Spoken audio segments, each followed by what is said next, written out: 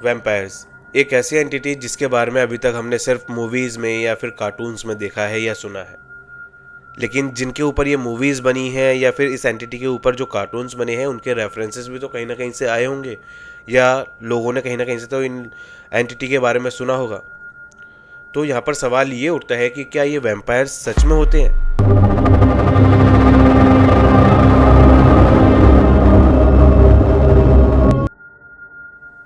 तो हेलो दोस्तों, एक बार फिर से स्वागत है आपका हमारे चैनल रहस्य बाय रविंदर में, जहाँ पर हम बात करते हैं घोस्ट की, हॉरर की और पैरानॉर्मल एक्टिविटीज़ की बातें, और वो बातें जिनके पीछे कुछ ना कुछ रहस्य ज़रूर होता है। तो चलिए हम कहानी में आगे बढ़ते हैं। दोस्तों, हमारी आज की जो कहानी होने वाली है, कहानी क्या, इसको एक केस मान सकते हैं जो कि 1932 में अमेरिका में हुआ था।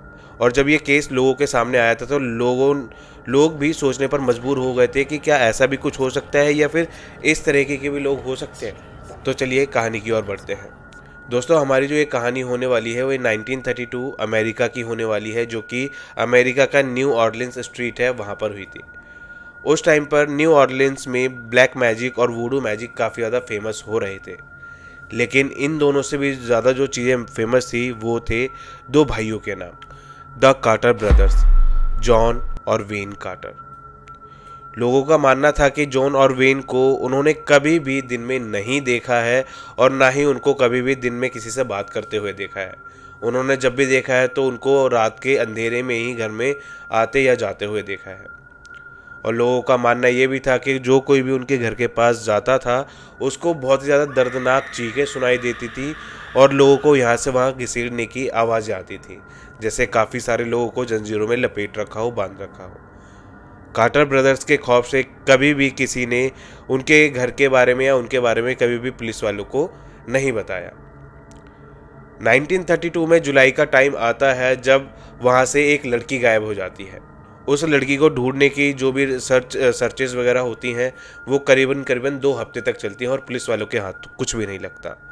लेकिन अचानक से एक दिन कार्टर ब्रदर्स के हाउस के घर के बाहर जो सीढ़ियाँ होती हैं वहाँ पर वो लड़की पुलिस वालों को अधमरी हालत में मिलती है। उस लड़की की हालत ऐसी थी कि वो अपने दम पर खड़ी भी नहीं हो पा रही थी।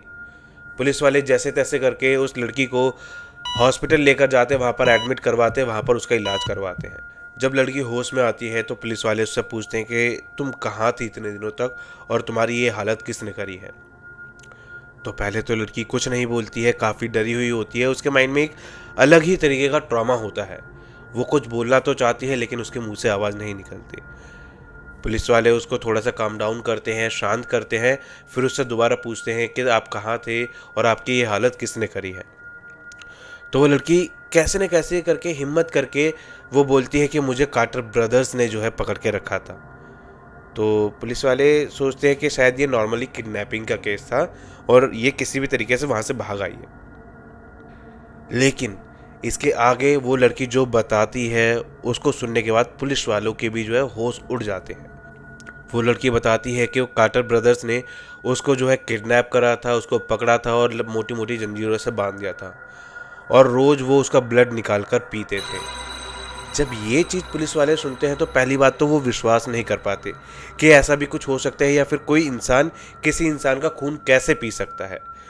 लेकिन जिस हिसाब से लड़की की हालत थी उस हिसाब से ये बात पुलिस वालों को भी माननी पड़ी। लेकिन लड़की यहीं पर ही नहीं रुकती।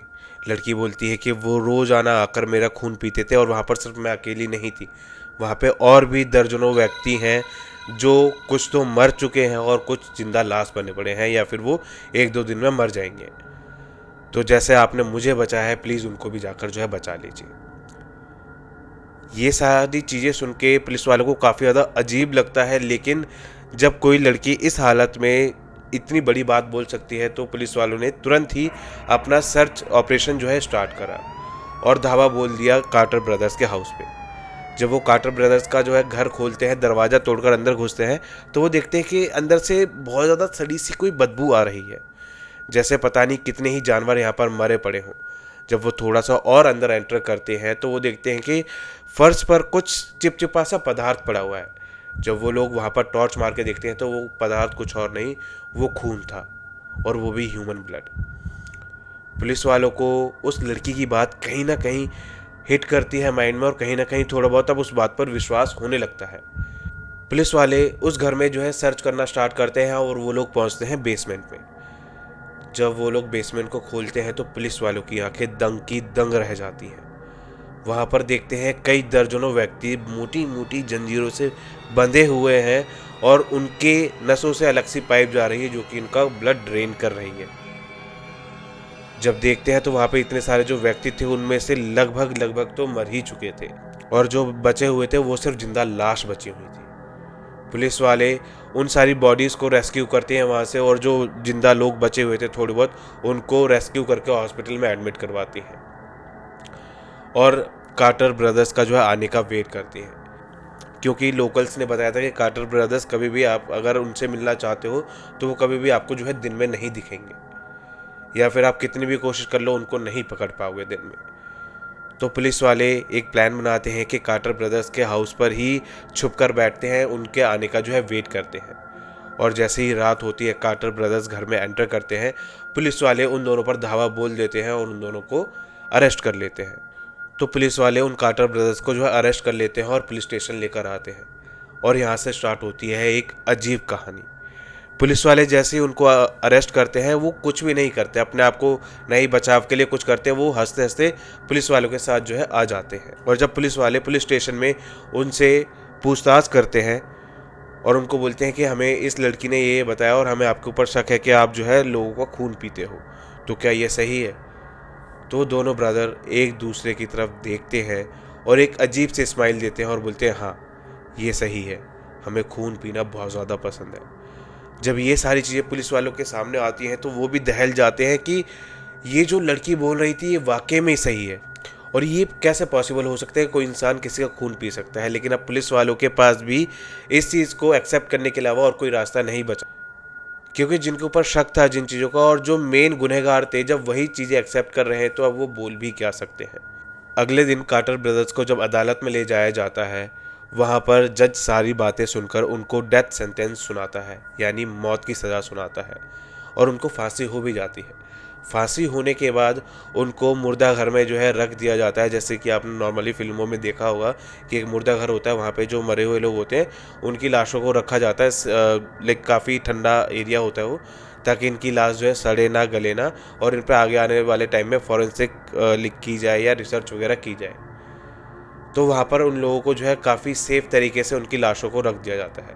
अगले दिन जब फॉरेंसिक डिपार्टमेंट आता है उनकी लाश के उनकी बॉडी का चेकअप करने के लिए, उनकी बॉडी लाइक पोस्टमार्टम करने के लिए, तो देखते हैं कि वहाँ पर तो उन दोनों ब्रदर्स की लाश थी ही नहीं। अगर एक की भी गायब होती तो समझ में आता, लेकिन वहाँ पे जॉन कार्टर और वेन कार्टर दोनों की लाश वहाँ पे मौजूद नहीं थी और ना ही उन सेफ्स पर कहीं पर किसी भारी वस्तु से ताला तोड़ने का या फिर स्क्रैचेस किसी चीज़ के भी या किसी भी ज़बरदस्ती के जो है निशान नहीं थे। वो बिल्कुल जैसे वो लोग बंद करके गए थे वैसे उन लोगों ने खोला और वहाँ पर उन लोगों की लाश मिली नहीं। ये मिस्ट्री, ये जो चीज़ें हुई थी ये एक मिस्ट्री बन के रह गई। ये चीज़ देखकर हर कोई हैरान हो जाता है कि रातों रात उनकी लाश कहाँ पर गायब हो गई, लेकिन अभी तक भी कोई उनके बारे में सही से नहीं जान पाया कि आखिरकार वो लोग थे कौन। पुलिस वालों ने अनसॉल्व और मिस्टीरियस केस करके इस केस को जो है क्लोज कर दिया कि ये एक अनसॉल्व्ड केस है और ये मिस्टीरियस केस है जिसके बारे में कोई भी इतने कुछ खास सुराग मिलने नहीं या फिर पुलिस वाले समझ नहीं पाए, तो उस केस को वहीं पर ही क्लोज कर दिया।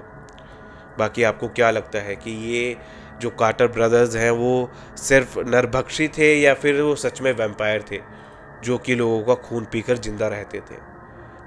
अगर आपको ये वीडियो अच्छी लगी हो तो इस वीडियो को लाइक करें, शेयर करें, कमेंट करें और आपको अगली नेक्स्ट किस टॉपिक पे वीडियो चाहिए आप वो मुझे कमेंट में बता सकते हैं, या फिर अगर आपके पास भी कोई ऐसी कहानी है जो मुझे सुनानी चाहिए या फिर जो डरावनी है तो वो आप मुझे कमेंट में बता सकते हैं। मैं उस टॉपिक पर वीडियो ज़रूर बनाऊँगा।